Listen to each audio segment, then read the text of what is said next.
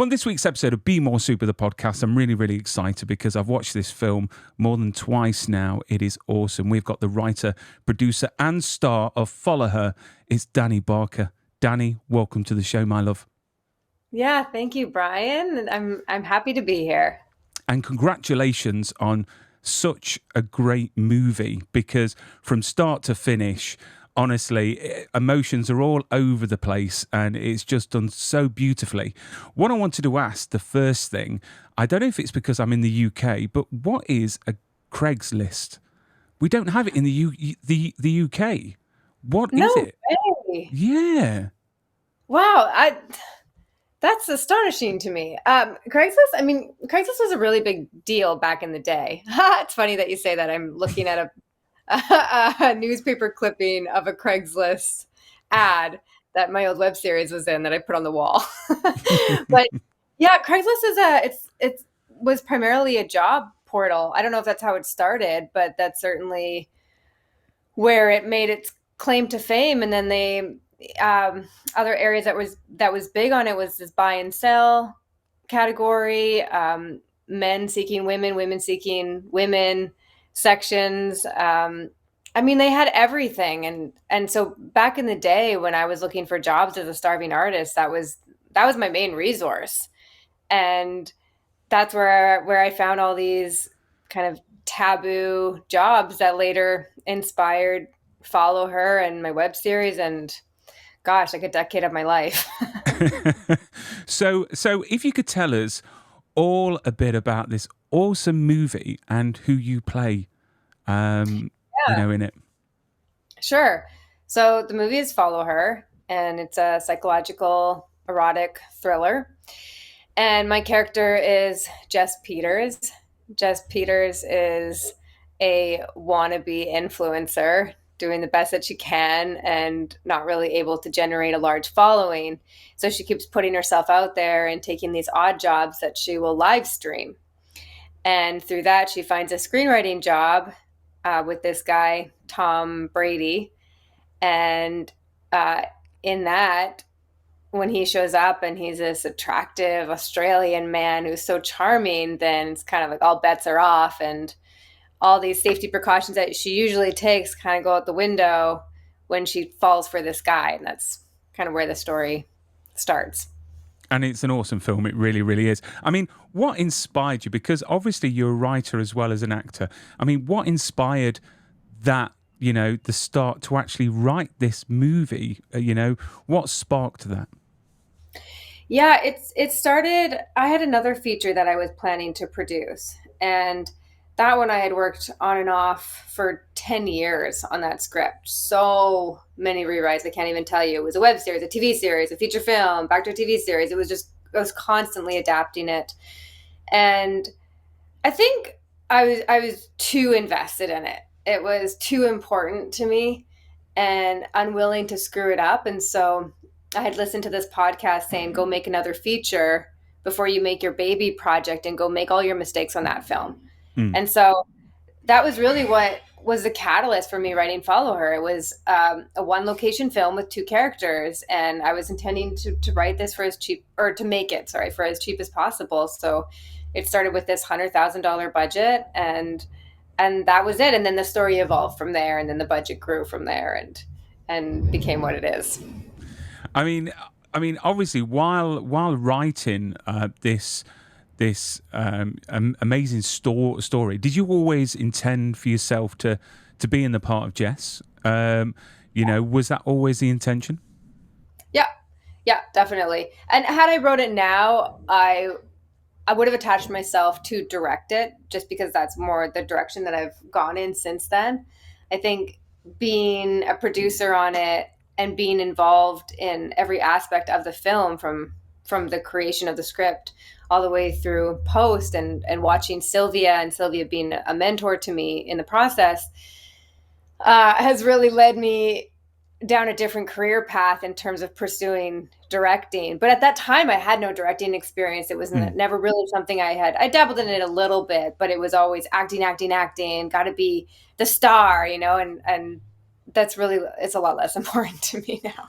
I mean, is it quite difficult to, when you're actually shooting the film, having written the characters and then being directed, is it quite a difficult experience? Or, I mean, what was that experience like, being the writer, then obviously being the star as well? Yeah, it got easier. It was difficult. It was especially difficult at the beginning because you don't necessarily realize when you're the writer how many ideas and images you have planted in your head from the script. Mm. And so there's certain scenes that played out differently than I had imagined it. And that's really on you as the writer and actor in it to give up control. Like, that's the job. You have to let it go, even when it comes to memorizing your lines. And I'm acting with Luke Cook in all these scenes, and Luke Cook is an improvisational genius. And so it really keeps me on my toes, and I have to let everything go. Like, fortunately, we really followed the same structure of every scene in terms of really hitting those beats that are important for the story.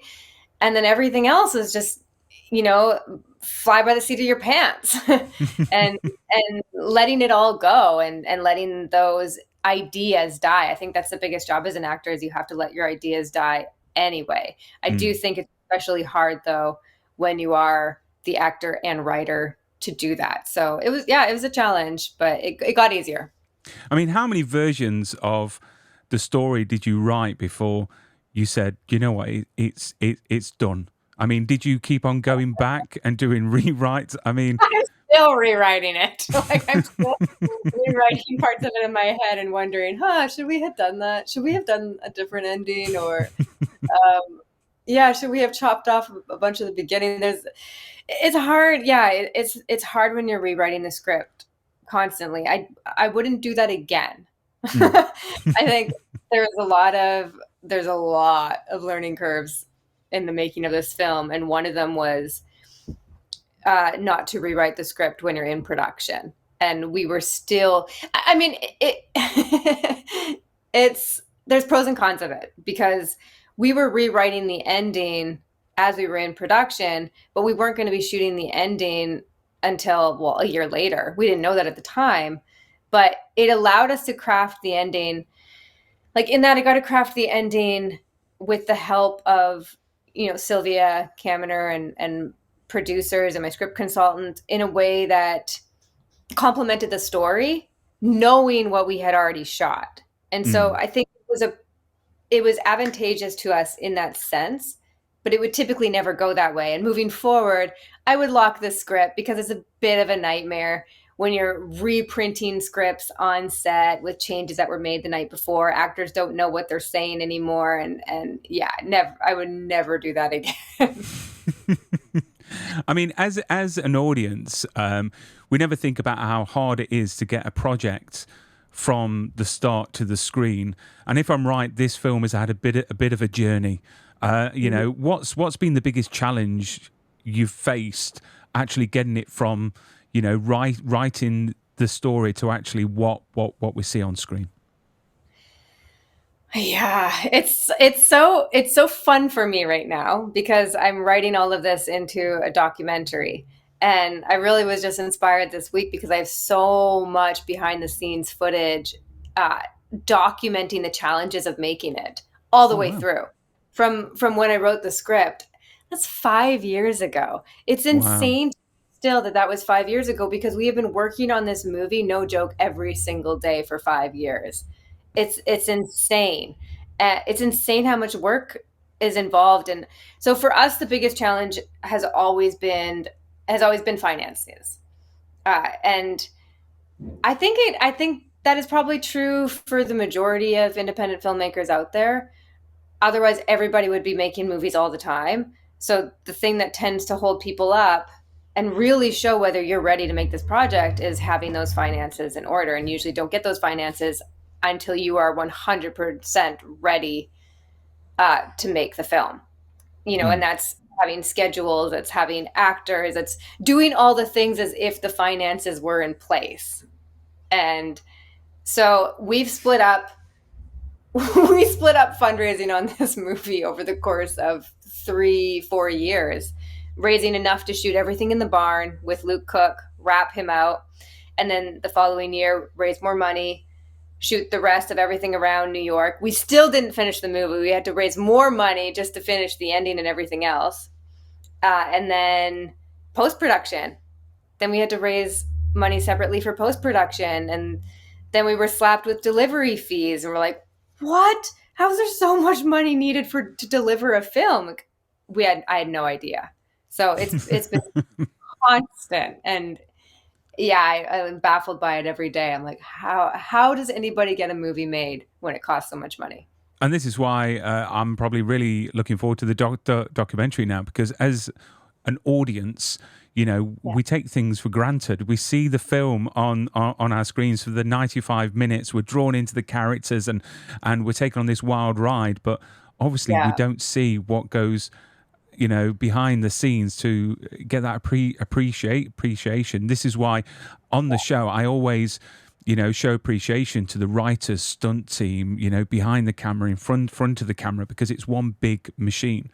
I mean, I've got to mention Luke Cook, because hopefully I'm going to try and get him on the show, because he must have been a hoot to work with, and also like a puppy, because everything that I've seen from him on his socials, he's a big ball of energy. I mean, what was he like to work with? And also, obviously you knew your character of Jess. I mean, did you do anything in particular to develop your characters on set, to get that chemistry balance, just right?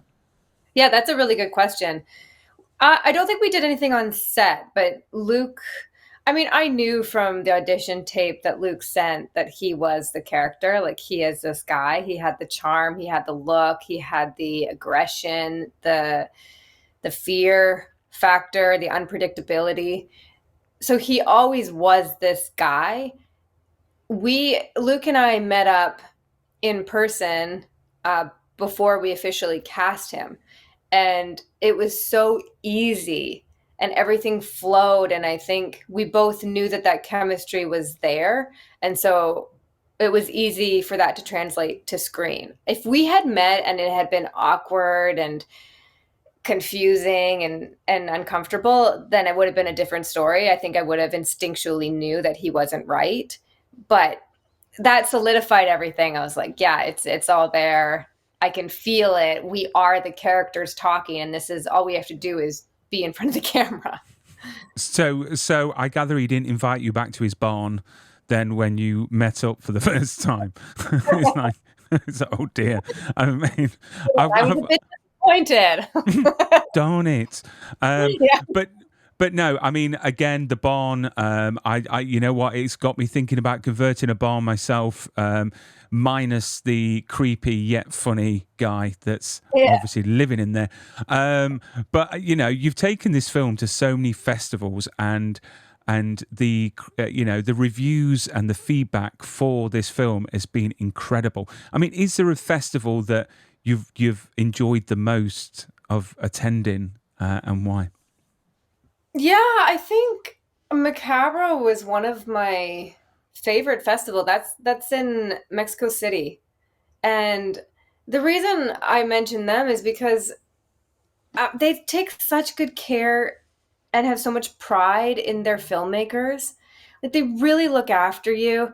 They're doing everything from putting us up in a beautiful hotel space to making sure that we have all our travel coordinated to and from the airport, to the theaters, introducing us to everyone there, making sure that we get to know the other filmmakers that are with us. And I don't know, they went so far above and beyond for us that they really created one of the best experiences for me. And we were there for probably 5 days. So we were there a decent amount of time. And I'm telling you, every single day they were with us, taking care of us. That's awesome. I mean, this film, I've got to say, is close to the edge at times with some of the content of the way the character of Tom treats Jess. I mean, in the writing process and obviously taking it to screen, did you have to dial back anything at all? I mean, was there anything that you took out that you may have thought, we can't go that far? Oh, interesting. I don't know that I've got that question before. Yeah, a little bit. I mean, I was surprised in some of the later scenes with Luke. I'd initially written those to be a lot softer and playful. But because he's so playful throughout, he needed somewhere to go, I think, with his character. And that was the most surprising because that was another one of those ideas where I was like, this isn't how I imagined this to play out. This isn't at all what I thought that this was going to look like. And in the edits, that was a difficult scene because when it comes to torturous type scenarios, it's a really fine line with that to not go too far, especially when you have a man, torturing a woman who's obviously nowhere the size of him or physical strength of him. And so that was an interesting balance to play that because we could have gone further in those scenes. And I think ultimately we did scale them down a bit so that Luke wasn't so that his character didn't become hateable. Mm. Mm. I just love this. I've got to say as well, this movie, you've got to watch it more than once. That is my view because you do. I missed a few things the first time I watched it, and then the second time, all I'm going to say is a scene under the bed, and my face just went, "Ooh, Oh, you what didn't the?" catch that the first time. I didn't catch it Wow. the first time. Then the second time, I was like, "Huh? What?" Yeah. And but that's me. What would you like the audiences to walk away from? What message do you want this film to have on the audience? I think I'm at a point now where I just want people to enjoy it, to go on the ride. I really have no expectations of what people take away from it at the end of the day. I had a lot of ideas, and there's a lot of themes in here that are touched on in the script, and I think people will take that away, which whittles down to invasion of privacy and taking precautions, meeting strangers online, and how that translates into the offline world. Um, Sticking to our morals when it comes to our safety and romantic ventures. Mm. And yeah, I mean, there's just so there's so much piled into this film, and I honestly agree with you, Brian. I think there's a lot you can miss in the first watch that people will pick up in watching it again, like even like Hitchcockian references and call it to other films and just things that are planted in there that are really easy to miss. And I just love how there are a lot of subtle moments, and this is what I like about indie films. They're just full of heart. They're just full of, you can tell that they've been made with care and a lot of effort. Not like a big. I'm going to get shot now, but like a massive Marvel film or anything like that. But yeah. So one of my last questions, I've got it here because I'm listening to you and I've just lost my track of thought. What I was going to say, yeah. So the movie is being compared to David Fincher's The Game, which I've got to say it's got to be a massive compliment. I mean, Dude, if you could compare your film to a film that is out there or in the past, I mean, what would you say that your film is closest to? I think, well, I'll tell you what were my biggest inspirations when it came to the script, and that was 10 Cloverfield Lane, Mm? which is one of my all-time favorite thriller films. I think there's parallels in it, in that there's this cat and mouse game happening and we don't know who to believe, minus the sexual component isn't there in that one. There's some really good films that I think could use more recognition. Berlin Syndrome is one, for example, and that's another story of a woman falling under the charm of this man and going back to his place, and then you go on this journey. And I thought that film was really well done. What else? Don't Breathe was another film that I studied and watched multiple times because again it's in one location and it's high tension all the way through. And I know Sylvia did a lot of work around that too, of building the tension and how do you keep that tension throughout the film. So yeah, any of those, any of the films that we've been compared to, honestly, have been a huge compliment. I mean, this film will definitely leave audiences wanting more. And I know that there were plans. Sylvia mentioned that a potential trilogy. I mean, are you working on the next one? Is that in plan?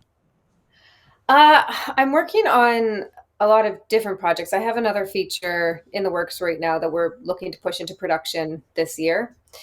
That one's called In the Cracks. And in terms of a trilogy, I had written 40 pages of a sequel script to this one, but I wanted to wait. I don't know. I guess I wanted to see how things evolve and what happens with this film before fully pursuing that avenue. But I mean, it's there, and I think the script is great, and it's super fun. It's basically follow her on a larger scale. So that one could easily take off. Another idea is pitching Follow Her as a TV series. I mean, everything goes to TV these days. So if someone wants to pick a TV series, I would happily help write that. So this comes out tomorrow, this movie. Have you got any plans to celebrate? Are you having a night in? Are you having your friends round? Are you doing anything special? You know, now that you mention it, I feel like I should, but we have an Amazon watch party happening for our WeFunder investors. So that's exciting. It's exciting to celebrate with the people who gave to this film, who trusted in us. And that's 123 investors that were brought in through WeFunder. So I'm excited to share the film with everyone there. And that's kind of it for having things lined up at the moment. So people can watch the movie from tomorrow in theatres and on demand on Amazon, Apple TV, Vudu. But if in doubt, I think the website is followherfilm.com. Check it out. Go and watch it. It's an awesome ride. And the cast, yourself, just fantastic. It's just a great watch. It really is. Dani, thank you so much for coming onto the show and chatting about your awesome project. Appreciate it. Thanks, Brian. Thanks for watching and commenting on it and everything.